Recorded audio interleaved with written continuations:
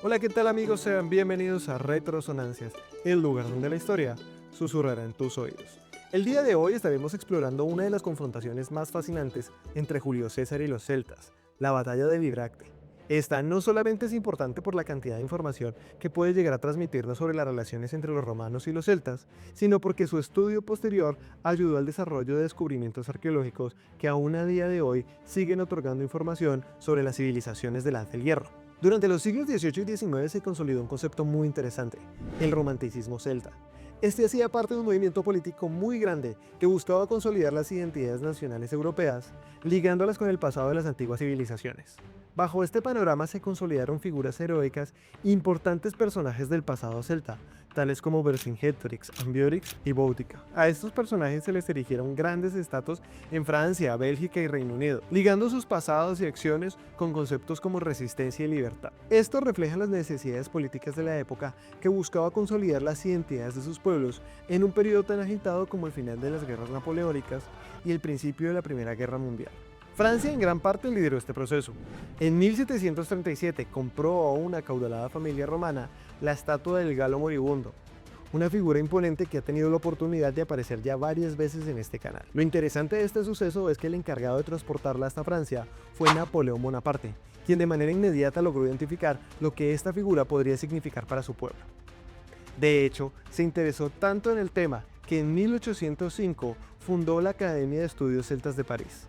Sin embargo, sería su sobrino, Luis Napoleón, quien patrocinaría las investigaciones arqueológicas de la Edad del Hierro. Este personaje tan interesante estuvo exiliado durante varios años. Sin embargo, a su regreso, fue nombrado presidente de la Segunda República Francesa en 1848. 4 años más tarde, ostentaría el título de emperador, asumiendo el nombre de Napoleón III. Durante ese periodo, Francia atravesaba un largo proceso de agitación y además afrontaba la amenaza del militarismo prusiano. Este enigmático líder, buscando consolidar la unión de su población y legitimar el control sobre el territorio francés, ordenó desarrollar una serie de excavaciones arqueológicas a Jacques-Gabriel Bugeaud, un importante erudito de la época. Siguiendo las referencias e indicaciones presentes en el libro de Julio César, Comentarios sobre la Guerra de las Galias, dio con uno de los descubrimientos más importantes de la época, el Oppidum de Bibracte, ubicado en lo que actualmente se conoce como Mont Boucquet.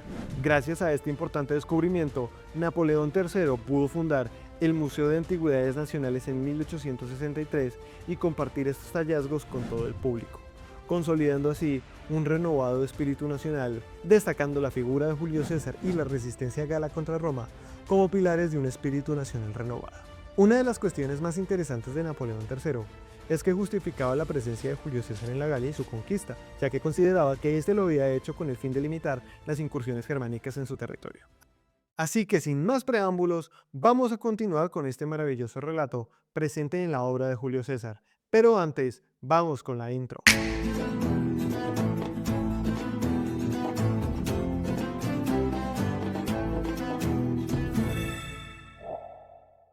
César llevaba ya varios días persiguiendo a los helvecios, un grupo de celtas que habían abandonado sus tierras con la ambición de tomar toda la región, desafiando la estabilidad y el poder de Roma. Estos habían acampado al pie de un monte, a unos 13 kilómetros de su ubicación. Para evaluar la situación, César envió un grupo de exploradores para ver si atacar era posible. Recibió noticias alentadoras. La subida del monte era bastante fácil, lo que daba a los romanos una ventaja potencial si lograban tomar su cima. Con la información en sus manos, César ideó un plan tan audaz como peligroso. Eligió a Tito Labieno, uno de sus comandantes más leales y astutos, para llevar a cabo una misión crítica: ascender al monte durante la noche con 2 legiones de soldados. Su objetivo era simple pero crucial: tomar la cima en silencio, esperar. Labieno recibió una orden clara y contundente: no entres en combate bajo ninguna circunstancia hasta que yo dé la señal. Por otro lado, César marcharía con el resto del ejército, siguiendo la misma ruta de los helvecios, para atacar justo en el momento preciso. Para poder estar al tanto de la posición de Tito Labieno, César designó a Concidio, un veterano curtido en las guerras más brutales, como mensajero y explorador. Al amanecer, todo parecía ir según lo planeado. Labieno había asegurado la cima del monte y César, con el resto de sus tropas, estaba a menos de 2 kilómetros del campamento enemigo. La trampa estaba lista para cerrarse, pero entonces Coincidio llegó con noticias alarmantes. Los helvecios habían ocupado el monte, que debía estar bajo control romano.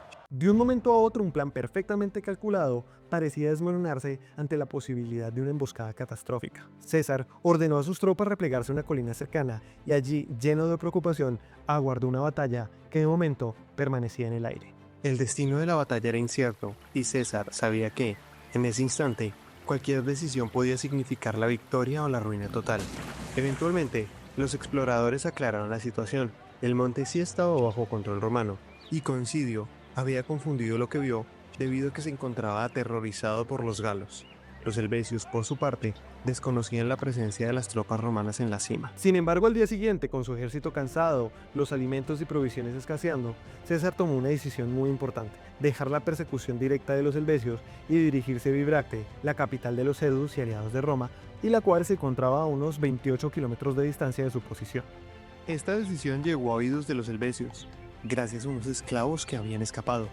Tras la noticia interpretaron el movimiento de César como una retirada motivada por el miedo o la debilidad.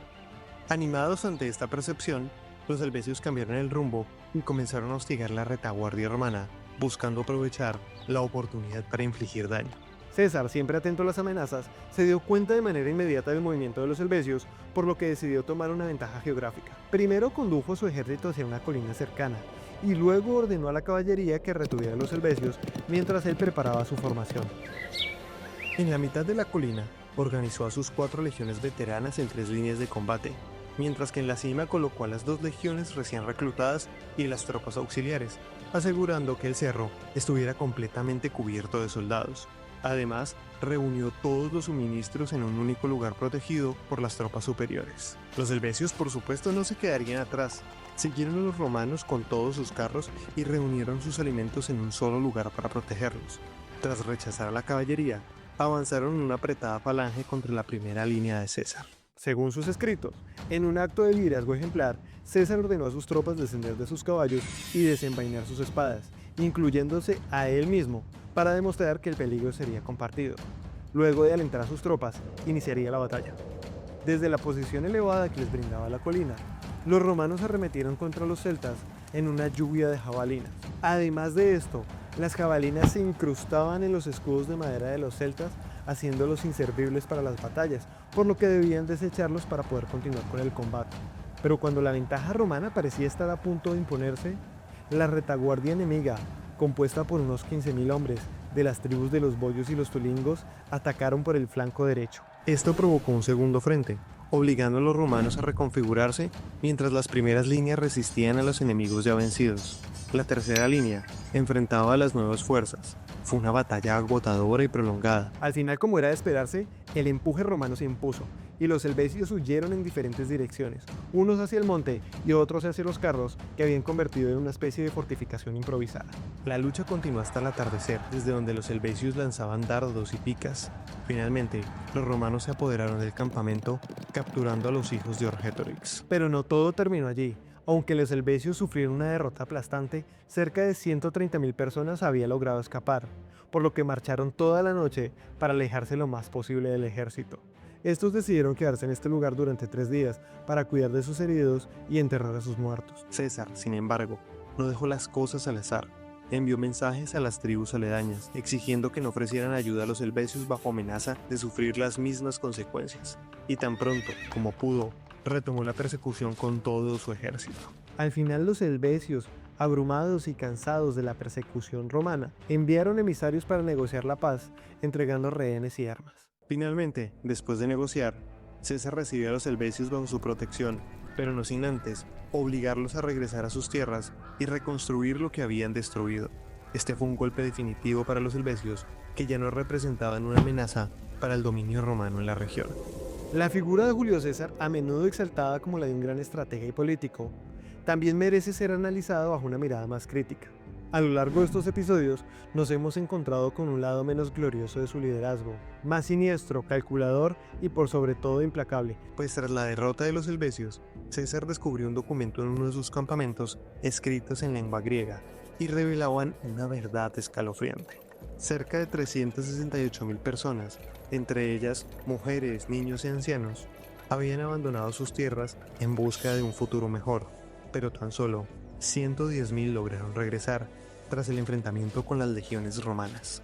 Si situáramos estas acciones en el contexto actual, aún con toda la posibilidad de caer en anacronismos, ¿cómo crees que sería juzgado César? La campaña sobre la Galia a menudo es exaltada como una obra maestra de la estrategia militar, pero hay que tener en cuenta que también estuvo marcada por masacres, esclavización y desplazamientos masivos de poblaciones enteras. Bajo los estándares contemporáneos de derechos humanos, sin lugar a dudas, condenaríamos hoy estas acciones como crímenes de guerra y genocidio. ¿Fue realmente César un defensor de Roma o tan solo un hombre obsesionado con consolidar su poder a cualquier costo? El interés detrás de sus decisiones, como la de aplastar con brutalidad a los helvecios, incluso cuando estos pidieron pasar pacíficamente por sus territorios, nos muestra un César más despiadado que heroico. ¿Cómo poder justificar la pérdida de más de 2/3 de una población que incluía a los más vulnerables? ¿Cuál era la mirada que se tenía del otro en la antigüedad? Y más aún, con las guerras que nos azotan hoy día, ¿esa imagen habrá cambiado en algo? Déjame saber tú qué opinas en los comentarios.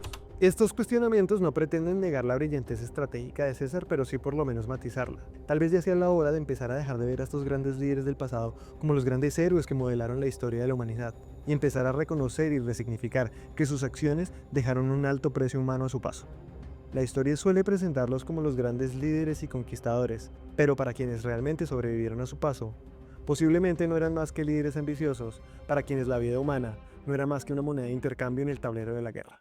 Con esta última reflexión me despido, pero no sin antes darte las gracias por haberte quedado a ver el video hasta este momento. Te invito a suscribirte si no lo has hecho, a dar like, a dejar un comentario y a compartir con a quien le pueda interesar, pues tu ayuda me ayuda a seguir creando este tipo de contenido. Hasta pronto.